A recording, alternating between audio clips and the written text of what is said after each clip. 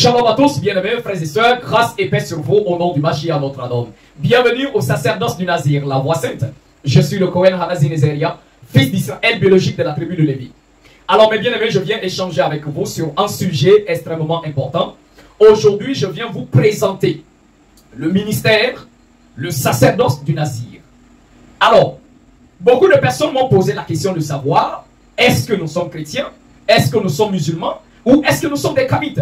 Parce que quand ils voient les enseignements que nous passons, ils comprennent que l'enseignement est différent de l'enseignement chrétien, même de l'enseignement musulman. Donc, alors, je viens m'entretenir avec vous afin d'apporter des éclaircissements par rapport à notre sujet. Alors, je ne suis pas chrétien, je ne suis pas musulman, je ne suis pas bouddhiste, je ne suis pas kamite. Alors, qui sommes-nous? Nous sommes des éternistes. Et nous pratiquons l'éternisme. Alors, c'est quoi l'éternisme? Quand nous parlons de l'éternisme, nous avons deux mots dans ce nom. On a d'abord le premier mot qui est l'éternel, éternel, et nous avons le deuxième mot qui est isme. C'est quoi un isme? Un isme, c'est l'approche qu'on a par rapport à une doctrine établie, une doctrine où nous ne pouvons pas remettre en cause. Quelqu'un va me dire, oui, mais toutes les doctrines humaines peuvent être remises en cause. Je suis d'accord avec vous. Et ça, justement, tout ce qui est enseignement, doctrine des humains, on doit remettre cela en cause. Mais il n'y a qu'un enseignement, qu'une doctrine qu'on ne peut pas remettre en cause, une doctrine auquel on doit se soumettre sans poser des questions, même si nous ne comprenons pas. Et la seule doctrine qu'on ne doit pas remettre en cause, c'est la doctrine céleste, la doctrine de l'Éternel Tout-Puissant. Car c'est la doctrine de l'Éternel qui nous fait vivre et qui nous apporte la vie éternelle. Voilà pourquoi le Christ dit dans le livre de Jean, il dit, je ne parle pas de moi-même, mais je parle selon ce que mon Père m'a enseigné. Et je sais que son commandement produit la vie éternelle. Alors, seule la doctrine de l'Éternel produit la vie éternelle. Donc, quand nous disons éternisme, donc nous avons l'éternel et on a un isme. Si l'isme est l'approche qu'on a par rapport à une doctrine établie, donc quand nous disons l'éternisme, c'est-à-dire c'est l'approche qu'on a par rapport à la doctrine de l'éternel. Donc, l'éternisme, ce n'est pas un mouvement créé par les humains. L'éternisme, c'est l'ensemble de la pratique des doctrines de l'éternel. En d'autres mots, ce sont des personnes qui décident de se soumettre à l'éternel, suivre ses commandements, apprendre à obéir à ses règles et à ses prescriptions. Donc voilà l'éternisme. Ce n'est pas le christianisme inventé par l'empereur Constantin qu'on a mis sur le dos du Christ. Le Christ n'a jamais apporté un mouvement. Le Christ n'a jamais apporté une doctrine sur terre. Le Christ n'a jamais apporté une religion de croix. C'est ce que vous devez comprendre. Alors il n'y a pas de christianisme valable dans les écrits. Montrez-moi un seul verset dans toute la parole, même ce que vous appelez la Bible, où il y a la notion pour dire que les gens doivent être les disciples du Christ. À plus forte raison, parler de votre christianisme. Parce que le christianisme n'a rien à voir avec le véritable Christ d'ailleurs.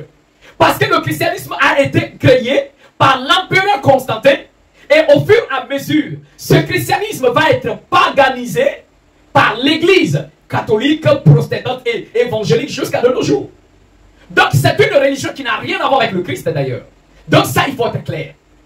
Nous ne sommes pas également des pratiquants de l'islam. D'accord? Nous sommes des éternistes. Alors un éterniste, comme on vient de définir déjà la définition du mot éternisme, c'est l'approche, le suivi et l'obéissance qu'on a par rapport à toutes les doctrines de l'éternel. Nous ne suivons pas les doctrines humaines, mais nous suivons les doctrines du Tout-Puissant Créateur, l'Éternel. Voilà pourquoi nous pratiquons l'éternisme. Et quand nous parlons de la doctrine de l'Éternel, il y a la loi qu'il a donnée. Le Christ dit, ne pensez pas que je sois venu pour abolir la loi ou les prophètes. L'éternisme, c'est la doctrine de la loi, la Torah donnée à Moïse, que nous pratiquons. Quelqu'un m'a posé la question, est-ce que vous pratiquez le judaïsme? Vous êtes des juifs? Je suis israélite, mais je ne pratique pas le judaïsme. Je ne pratique pas une doctrine venant d'une tribu. Comme ces faux juifs qui sont en Israël, qui se font appeler des juifs alors qu'ils n'ont aucun lien de sang avec Abraham, Isaac et Jacob. Ce sont des Européens qui viennent de la Turquie, qui ont décidé de prendre quelques passages, quelques notions de la spiritualité de nos ancêtres, la Torah, la loi que le Tout-Puissant a donnée à Macha, qu'on va appeler Moïse, et ils vont décider de puiser un peu chez nous pour aller créer leur judaïsme que les gens ont aujourd'hui. Je ne pratique pas le judaïsme. Parce que même quand on parle de judaïsme, c'est-à-dire c'est l'approche d'une doctrine qui vient de la tribu de Juda, de ces faux juifs. Ils ne sont même pas des véritables juifs. Ce n'est même pas la tribu de Juda qui est là-bas. Donc, ce judaïsme qui est là, c'est un faux judaïsme. Ok? Qui n'a rien à voir avec Israël authentique, biologique.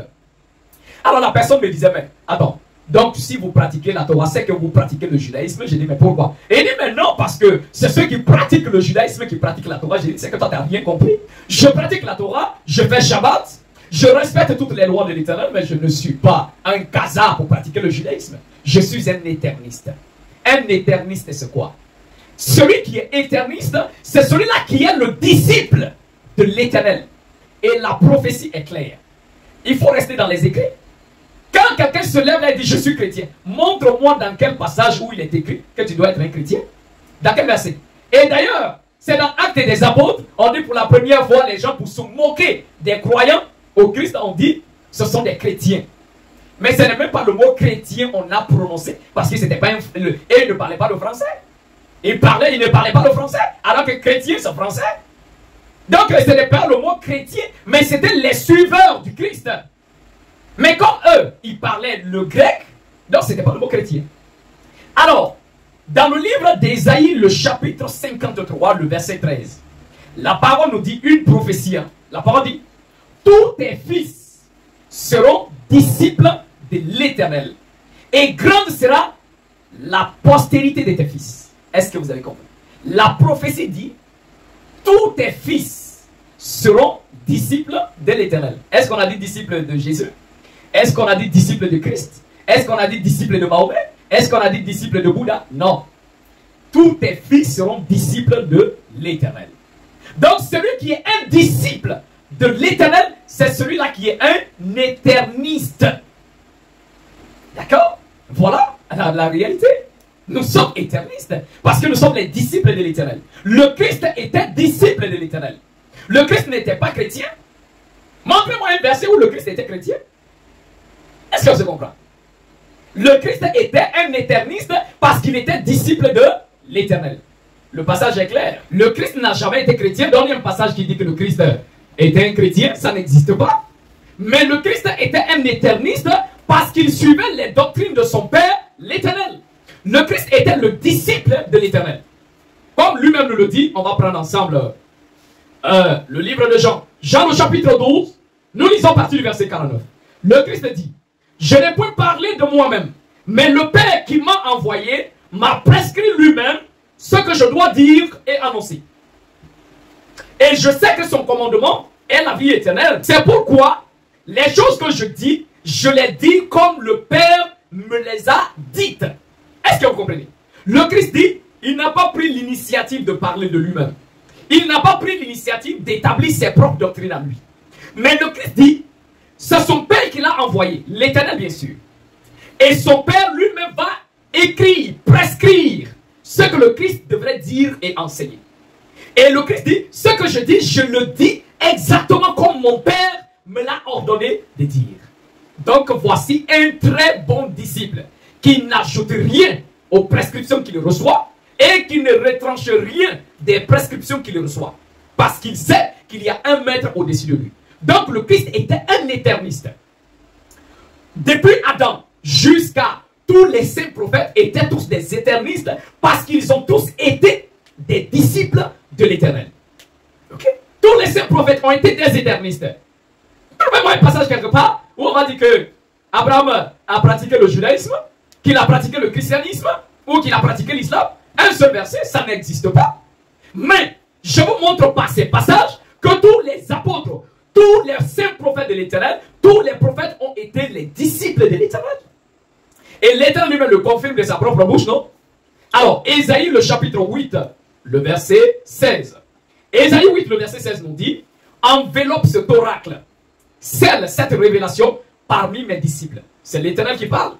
Donc l'Éternel lui-même affirme et confirme que dans le monde entier ici, sur la terre, tout le monde n'est pas disciple de l'Éternel.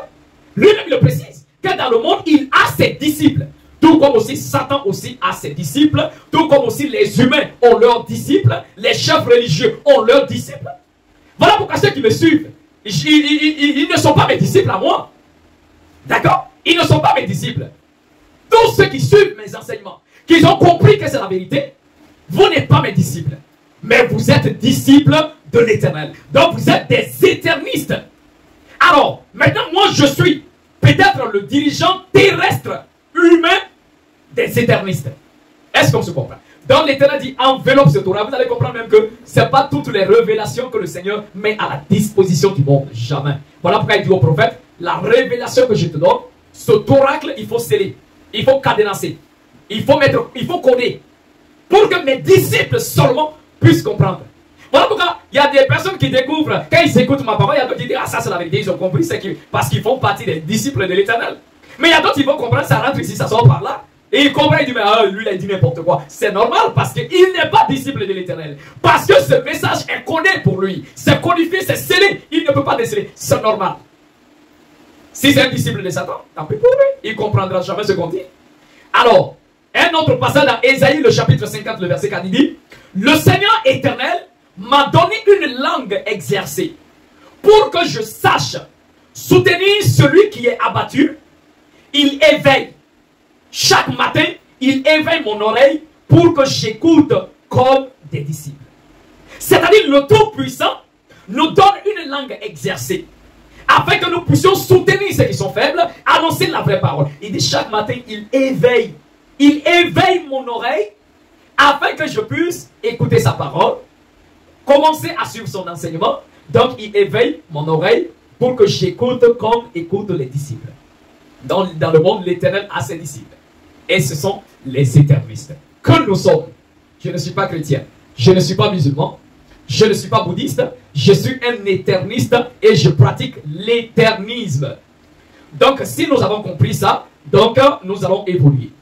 Alors, les éternistes, quel est leur livre de foi?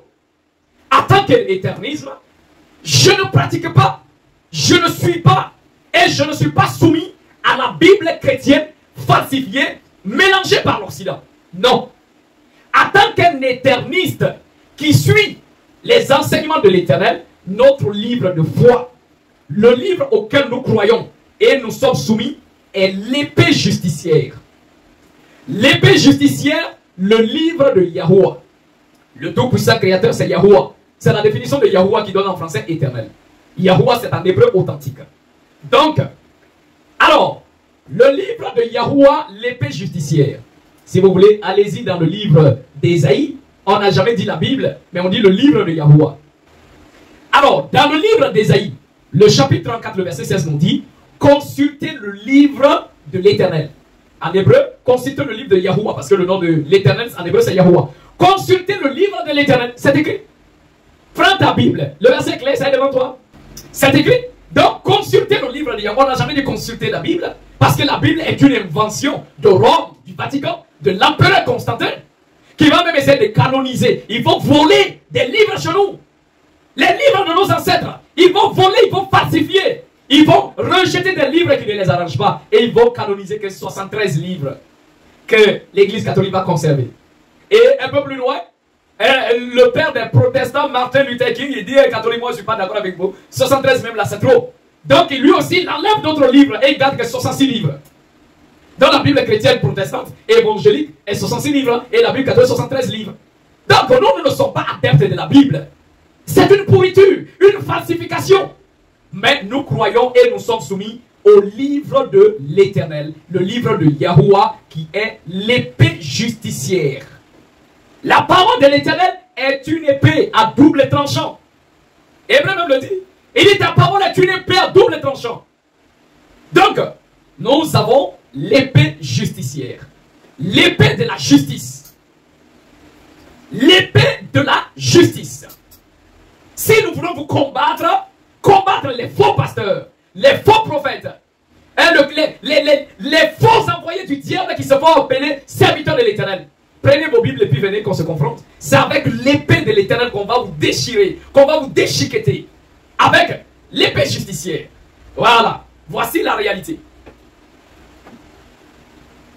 Donc, l'épée justicière est notre livre de foi. Le livre sur quoi? Le livre par quoi nous sommes soumis à l'Éternel. Parce que c'est le livre de l'Éternel. Donc, cela est déjà clair. Maintenant, nous allons essayer de voir quels sont les piliers. C'est-à-dire les grands enseignements, les grandes lignes des éternistes. Quand on dit un éterniste, c'est quoi? J'ai dit c'est quelqu'un qui est disciple de l'Éternel. Mais nous allons voir les grandes lignes qui déterminent l'éternisme. Donc l'éternisme nous enseigne premièrement, il faut avoir la foi en l'incarnation de l'Éternel. L'Éternel précise, quand le péché grandit sur terre, le Tout-Puissant, avant de détruire le monde ou avant de détruire une nation, lui-même il s'incarne et il vient sur terre en forme humaine afin de pouvoir une fois de plus prêcher sa parole, tendre la main encore à ses élus qui doivent être sauvés avant d'arriver à la destruction du monde. Ça il faut comprendre. Vous voyez un peu avec Sodome et Gomorrhe.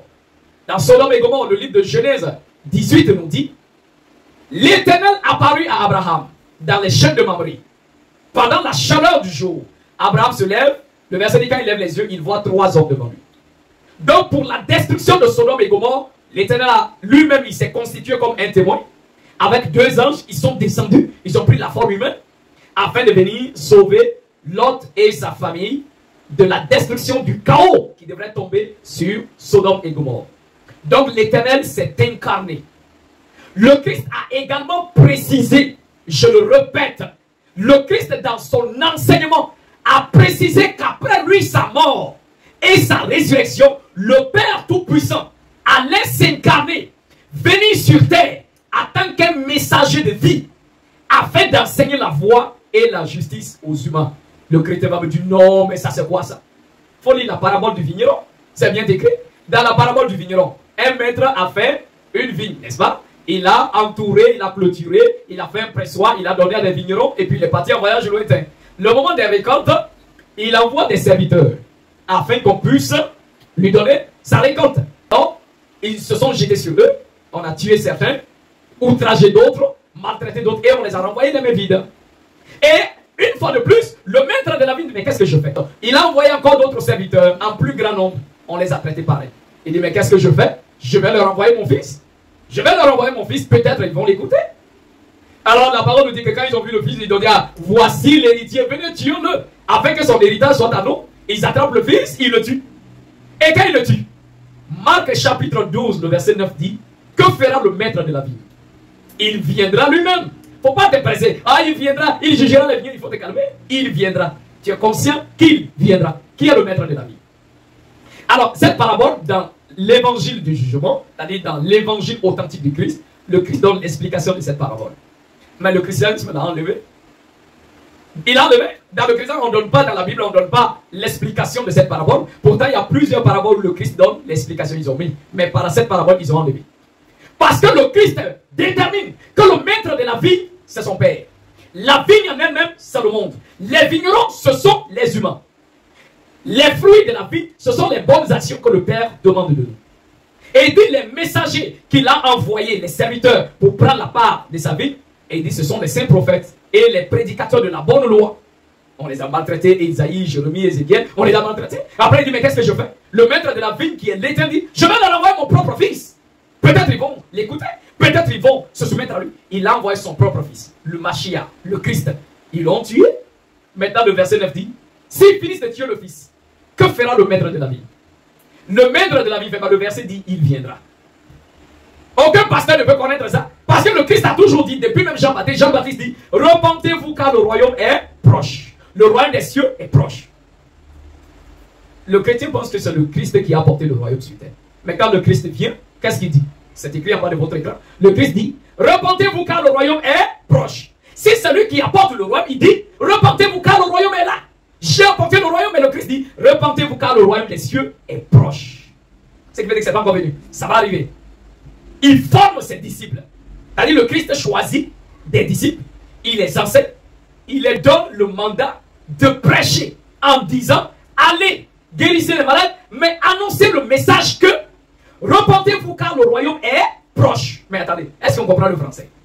Le Christ dit le royaume est proche. Donc le Christ est venu proclamer un royaume qui vient. Que ce royaume n'est pas encore là. Et il forme des disciples. Il dit allez prêcher. Dites aux gens de se repentir car le royaume est proche. Donc le Christ n'a pas apporté le royaume. Mais c'est quoi le royaume? Le royaume, c'est la venue de l'Éternel sur terre. Le royaume, c'est le moment où quand l'Éternel apparaît sur terre, en forme humaine dans son incarnation, il commence à rassembler ses élus. Il commence à rassembler ses brebis. Lui-même, en tant que l'Éternel, en tant que leur guide et leur maître, c'est ce qu'on appelle l'éternisme. C'est ça le royaume. Parce que lui-même, il vient. C'est écrit, Malachie. Malachie, le chapitre 3, le verset 1 à 5. Et il dit, voici, j'envoie mon messager devant moi, afin qu'il prépare le chemin. Le messager, c'est qui? C'est Jean-Baptiste qui vient préparer le chemin. Et il dit, et voici, soudain, entrera dans son temple le Seigneur que vous attendez. Le messager de l'alliance. Le messager de l'alliance, c'est qui? C'est le Christ, c'est le Mashiach. Et dès qu'il vient, il va purifier les fils de Lévi afin qu'ils puissent présenter désormais des offrandes à l'Éternel, des offrandes de justice. Maintenant, au verset 5. L'Éternel dit, quand le Christ aura fini de faire ça, il dit, maintenant, il dit, voici, je m'approcherai de vous et je me hâterai de témoigner contre vous. Est-ce qu'on se comprend? Le verset dit, Jean-Baptiste vient préparer le chemin. Le Christ qui est le messager de l'alliance, il vient. Quand il finit son œuvre, l'Éternel dit, moi maintenant je viens vers vous. Je viens maintenant en personne vers vous. Et je vais me hâter de témoigner contre vous. Voilà. Il dit, je vais témoigner contre les magiciens. Je vais témoigner contre tous ceux qui ne me craignent pas. C'est écrit. Voilà pourquoi le Christ dit, quand on le tue, le propriétaire de la ville doit venir. Le propriétaire de la ville, l'Éternel lui-même l'a dit. Malachie, c'est écrit devant vous. Il dit, je viendrai vers vous pour vous juger. Je viendrai vers vous pour témoigner contre vous. Donc, voici la première loi ou la première doctrine des éternistes, de l'éternisme. Croire que l'Éternel, à la fin des temps, s'incarne dans un corps humain afin de pouvoir œuvrer sur terre, rassembler ses élus pour la fin des temps. Donc voici le premier pilier. Donc toute personne qui croit que le Tout-Puissant, selon les prophéties, s'incarne à la fin des temps dans un corps humain afin de venir rassembler ses élus, donc la personne est premièrement un éternisme parce qu'il a adopté la première croyance de l'éternisme. La deuxième croyance ou deuxième pilier de l'éternisme, c'est l'identité du Mashiach de l'Éternel. L'éternisme nous enseigne que le véritable Christ est un Africain. Et que Israël authentique, c'est l'Afrique. Depuis le Cameroun, le Congo, jusqu'à descendre en Afrique du Sud. Voici le territoire d'Israël authentique, qu'on appelle souvent les 12 royaumes du Makoko. Sur les anciennes cartes, c'est écrit les 12 tribus du Makoko. Sur les anciennes cartes de l'Afrique, c'est écrit, bien sûr. Sur les anciennes cartes de 1500, de 1800, on a les anciennes cartes. Ou en Afrique du Sud, on a le nom de toutes les villes des Saintes Écritures, les villes d'Israël, Jérusalem, Béthanie, Emmaüs, Gabaon, tout ça. Et la Galilée, c'était où? C'est le Congo. Voilà pourquoi ceux qui sont au Congo, ils parlent le Lingala. Donc le Lingala, après il y a une déformation, c'est Ngala. Ngala, ça vient de Galilée. Parce qu'on dit Ngalile. Ngalile qui donne le Ngala. Donc les habitants de la Galilée, ils parlent le Ngala, le Ningala. Jusqu'à présent. Donc voilà. Donc la deuxième fois, le deuxième pilier de l'éternisme, c'est que le Christ n'a jamais été un blanc. Et que Israël n'est pas un peuple blanc. Abraham était noir. Même je repars. Dieu même est noir. Oui. Dieu est noir. Les anges sont des noirs. Adam noir. Ève noir. Abraham noir. Isaac, Jacob, le Christ, les apôtres, Moïse, tout Israël noir. Il n'a jamais eu un blanc. Et le Christ étant un Africain, Rastaman, parce qu'il avait les cheveux très longs. Donc, et le Christ, il n'a pas été crucifié comme le christianisme bidon enseigne aux gens. Pourtant, dans leur propre Bible, il est écrit, aucun de ses os ne sera brisé. Comment on peut crucifier quelqu'un sans que ses os ne soient brisés? On n'a pas crucifié avec, selon le truc, avec point numéro 6. On dit des clous. Mais viens, si tu es intelligent, c'est quelle partie de ta main ici? On met des clous dedans, sans que tes os ne soient brisés. C'est où? Pourtant, acte le dit. Et dit, le Christ nous sommes témoins des choses qu'il a fait dans le pays des Judéens, ainsi qu'à Jérusalem, lui qui l'ont tué en le pendant au bois. Il a été pendu au bois. Et il dit, le Dieu de nos pères a ressuscité le Christ que vous avez tué en le pendant au bois. Le Christ a été pendu, non crucifié. Donc, nous les éternistes, nous ne croyons pas à une crucifixion. Nous croyons plutôt à une pendaison du Christ. On les a attachés les mains au dos et on a jeté la corde dans une branche d'arbre et on les a tirés, on les a soulevés. C'est comme ça le Christ est mort. Et encore, le Christ ressuscite le 8e jour. Nous, les éternistes, nous croyons que le Christ est ressuscité le 8e jour et non le 3e jour. Il n'a jamais dit le 3e jour. Il dit, je ressusciterai après le double de 3 jours et 3 nuits. Tu comprends pas français? Le double de 3 jours, c'est déjà combien? C'est déjà 6. 6, c'est déjà le double de 3 jours. Donc, on dit après le double de 3 jours. C'est-à-dire, c'est après 6 qu'il va ressusciter. Et le chiffre 6 est l'impureté. Donc, la mort est une impureté. Voilà pourquoi la parole dit celui qui va au cimetière, à son retour, il doit se purifier. Parce que le cimetière l'a rendu impur. La mort l'a souillé. Donc, le Christ fait d'abord 6 jours dans le tombeau. Le 7e jour, il se purifie de la mort. D'accord? Et le 8e jour, il s'élève de la mort. Parce que le chiffre 8 est le chiffre de l'élévation. Le chiffre de la résurrection. Voilà pourquoi l'Éternel va dire dans la parole, et dit si un enfant naît, un garçon, il est impur pendant 6 jours. Le 7e jour, il devient pur. Et le 8e jour, on va le circoncire. Le 7e jour, il devient pur. Le 8e jour, on le circoncire pour l'élever au service de l'Éternel. On se comprend. Tout comme un animal qui même bat, le Seigneur dit, pendant 6 jours, il est impur. Le 7e jour, l'animal devient pur. Et le 8e jour, on le consacre à l'Éternel. On se comprend. Donc, le Christ est reçu le 8e jour. Donc, nous ne croyons pas au faux Christ. Pour nous, c'est un antichrist, un méchant fabriqué, un Christ pédé, fabriqué par homme. Ok? Fabriqué par homme. Un Jésus aux yeux bleus, les cheveux longs, lisses, on dirait une femme. Et ça sont des bêtises. Ce sont des bêtises. Ce n'est pas le véritable Christ.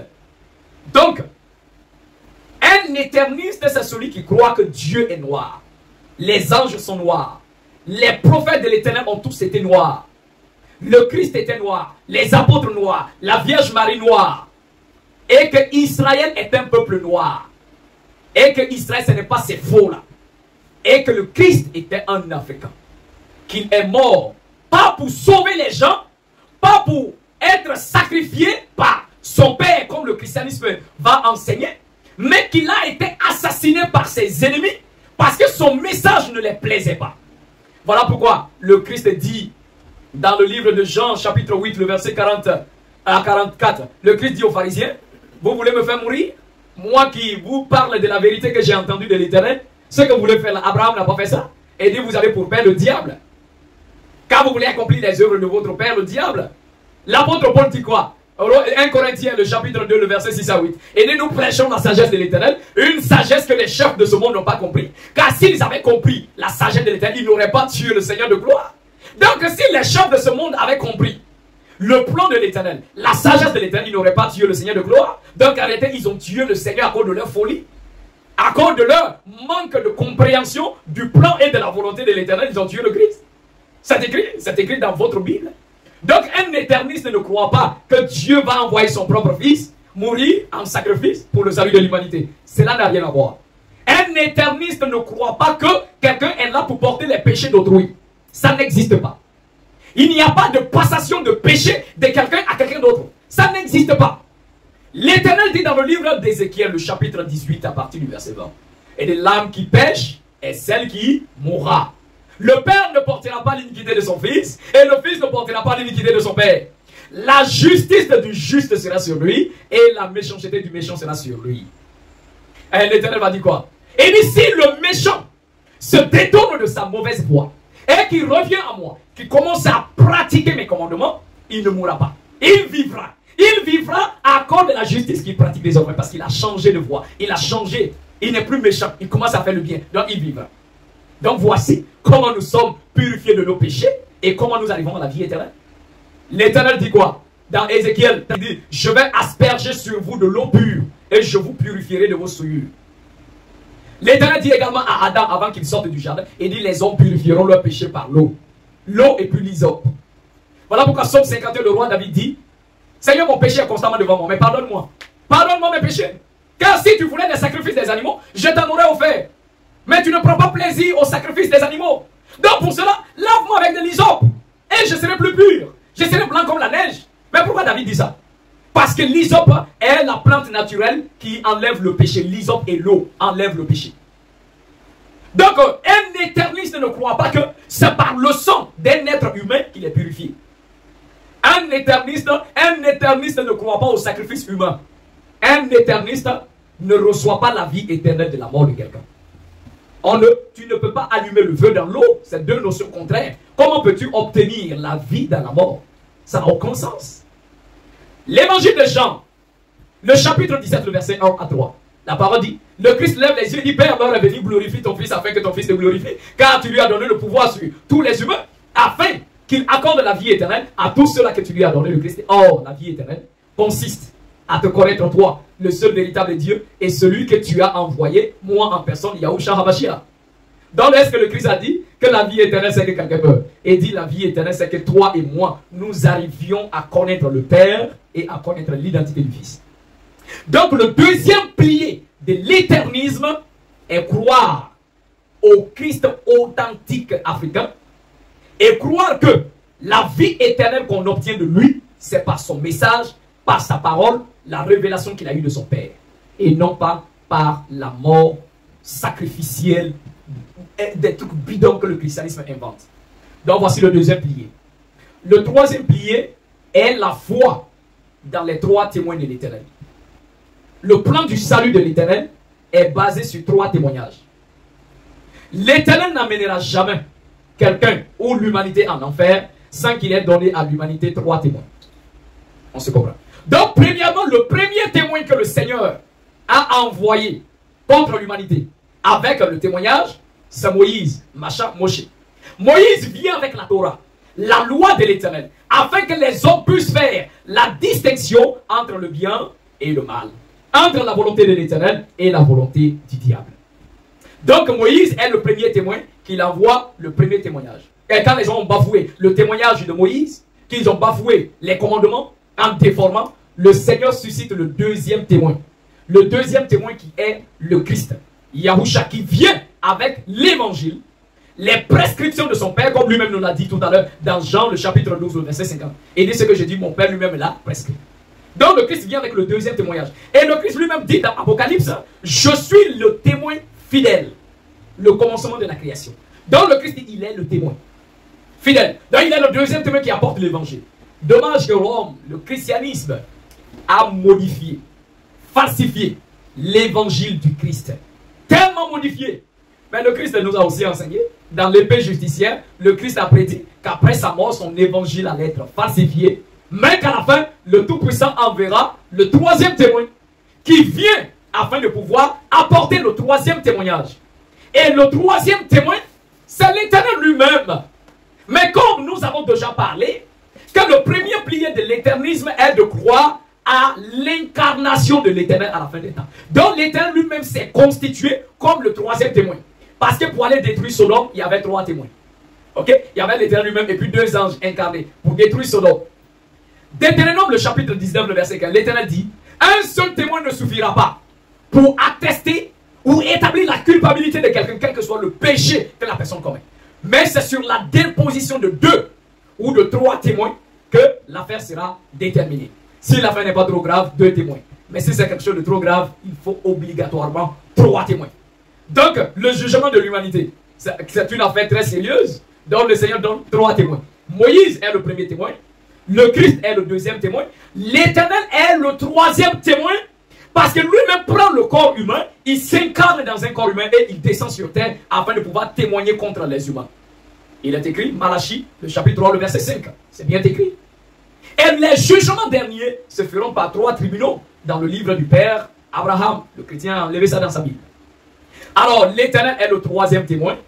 Mais comme l'Éternel est esprit, en tant qu'un esprit, Le Christ dit quand l'Éternel viendra sur terre, il prendra une forme humaine.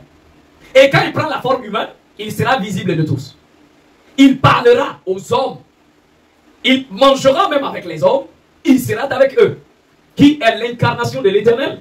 Ce n'est pas une façon de se vanter, de se glorifier. C'est le Seigneur qui choisit qui il veut. La personne en qui le Tout-Puissant s'est incarné, afin de pouvoir rassembler ses élus, ce n'est nul autre que moi-même qui suis en train de vous parler.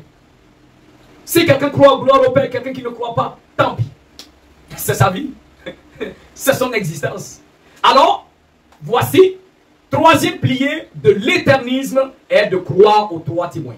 Moïse qui apporte la loi de l'Éternel, le Christ qui apporte la grâce de l'Éternel, et le troisième témoin qui est l'Éternel lui-même. Mais dans l'incarnation, il apporte l'évangile du jugement. Afin de juger et de témoigner contre les hommes à la fin des temps. Malachie 3, le verset 5. C'est bien écrit. Alors, le quatrième pilier de l'éternisme est le baptême de la justice. Le baptême de la justice consiste en quoi? Le baptême, c'est l'immersion. On te plonge dans l'eau et on t'immerge. Mais on va t'immerger au nom et sur la base des trois témoignages de l'Éternel. Celui qui est un éterniste et qui veut être immergé, baptisé, c'est celui-là d'abord dans l'eau confesse: je crois au message de Moïse, Moshe, le premier témoin. Et on le fait sortir, on le fait entrer et on le fait sortir. L'apôtre nous dit que le baptême, c'est un engagement d'une bonne conscience envers l'Éternel. Donc quand on le plonge pour la première fois, parce qu'il a confessé qu'il croit au premier témoignage de l'Éternel, qui est Moïse. Donc désormais, il prend l'engagement de marcher conformément à la loi de Moïse, à respecter les commandements. Deuxième, il confesse qu'il croit au message authentique du Christ et à l'identité réelle du Christ. Yahusha qui a apporté le message de la grâce, c'est-à-dire le message de la repentance. Alors, on l'immerge pour la deuxième fois, on le fait ressortir. Et troisièmement, il confesse, je crois, que l'Éternel a pris une forme humaine.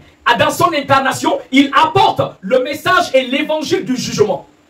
Alors, on le plonge pour la troisième fois, on le fait ressortir, c'est ça, le baptême de la justice, la plénitude. On ne dit pas, je te baptise au nom du Père, du Fils et du Saint-Esprit. C'est des bêtises.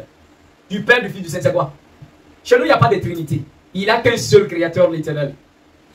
Et son Fils qui nous a envoyés. Et le Père lui-même, il est Esprit. D'accord? Alors, nous disons, je t'immerge au nom de tous les saints prophètes de l'Éternel, au nom du Mashiach, le Fils, qui est le centre de l'humanité, et par-dessus tout, je te baptise au nom de Yahuwah, le Père créateur. Et les chrétiens disent, je te baptise au nom du Père. Et au nom du Père, là, c'est quoi? Le Père, là, son nom, c'est quoi? Parce qu'on dit au nom du Père. C'est-à-dire, c'est au nom du Père, là, que tu l'appelles. Mais le nom du Père, là, c'est qui?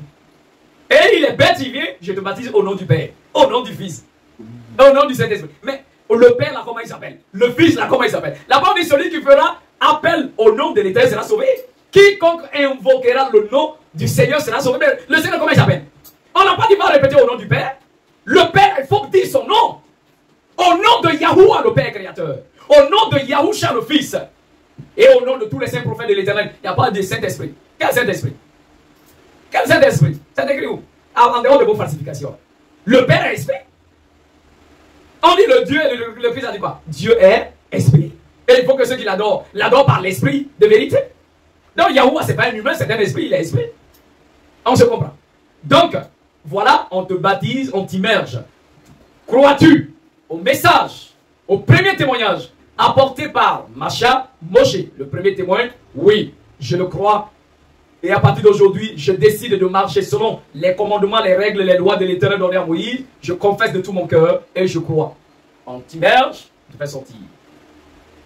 Pour la deuxième fois, crois-tu au Christ authentique africain noir, israélite africain? Et te soumets-tu à son message, à sa grâce? Oui, je le crois et je me soumets à l'enseignement du Christ authentique de tout mon être. On te plonge pour la deuxième fois, on te fait sortir. Crois-tu à l'incarnation de l'Éternel qui nous apporte le troisième témoignage? L'Éternel étant sur terre, qui juge les humains, qui apporte la vérité, oui, je crois de tout mon cœur et je me soumets à son enseignement. Alors, au nom de tous les saints prophètes de l'Éternel, au nom de Yahusha, le Fils bien-aimé et l'héritier du monde entier, et au nom de Yahuwah, le Père, on t'immerge, on te fait sortir. Là, voici le baptême. Donc, quatrième pilier de l'éternisme. Et cinquième pilier de l'éternisme, c'est le véritable culte.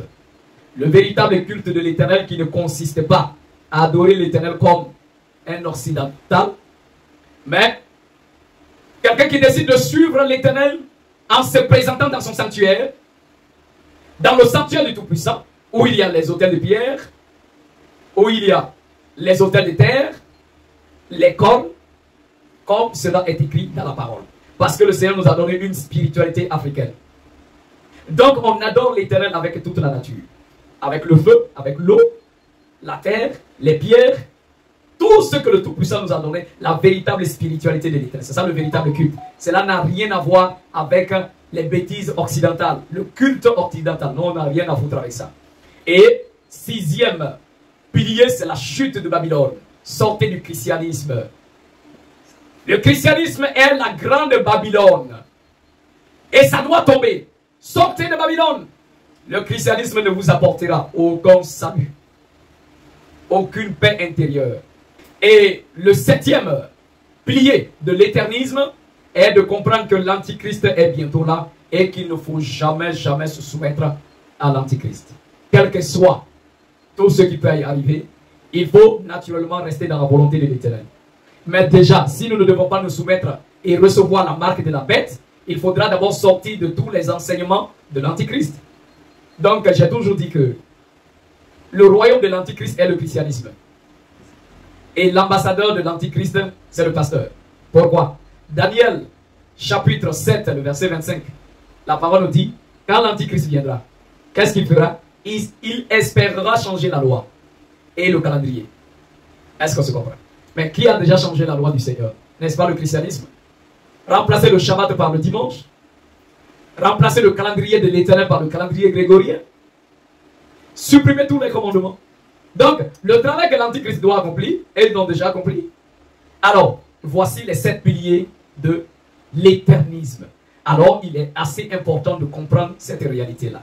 Nous ne sommes ni chrétiens, ni musulmans. Nous sommes des éternistes, les disciples de l'Éternel. Et vous qui m'avez suivi, si vous n'êtes pas encore des éternistes, à travers l'explication que je viens de vous donner, sur la base des écrits, nous vous invitons à revenir à l'Éternel, le Tout-Puissant, créateur de l'univers, et vous soumettre à son enseignement, afin d'être des véritables éternistes, des véritables disciples de l'Éternel, et que le Tout-Puissant vous accorde sa grâce. C'était le Cohen Hanazir Nezeria, fils d'Israël biologique de la tribu de Lévi, et moi je vous dis, Shalom.